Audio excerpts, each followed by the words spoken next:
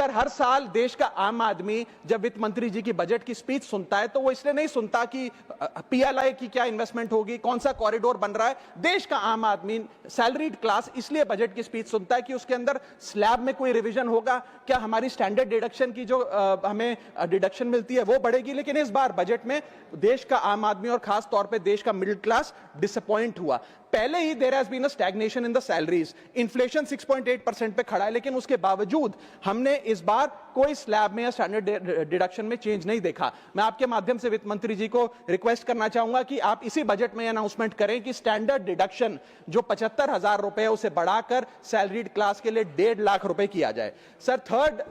Problem that was there with the budget is that there was no relief for the middle class. Sir after a very long time in India's history the personal income tax collection was more than the corporate income tax collection, यानी कि individuals ने जो income tax भरा वो लगभग 11 लाख करोड़ के आसपास भरा और कंपनियों ने, कॉर्पोरेट ने जो इनकम टैक्स भरा वो लगभग 9.8 लाख करोड़, यानी कि मैक्सिमम टैक्स आपको इंडिविजुअल्स के इनकम टैक्स से मिल रहा है। आप मिडिल क्लास वो टैक्स भर रहा है। आज वो दौर आ गया है कि हम मिडिल क्लास को अपलिफ्ट करें, मिडिल क्लास को पैम्पर करें, नहीं तो मिडिल क्लास एक सैंडविच की तरह रिच क्लास और पुअर क्लास में दबता चला जा रहा है। सर राइजिंग कॉस्ट प्रेशर्स के चलते पिछले वित्तीय वर्ष में मिडिल क्लास ने देखा कि उसके एजुकेशन के खर्चे में 8% की बढ़ोतरी हुई,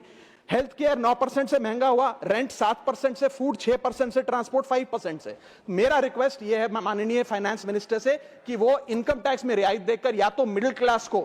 कोई रिलीफ दें, और अगर इनकम टैक्स में रियायत नहीं दे सकती हैं तो उसकी सेविंग्स और इन्वेस्टमेंट्स पे उसको बेनिफिट दें, उसे इंसेंटिव्स दें कि वो ज्यादा बचत करे, ज्यादा वेल्थ क्रिएशन कर पाए।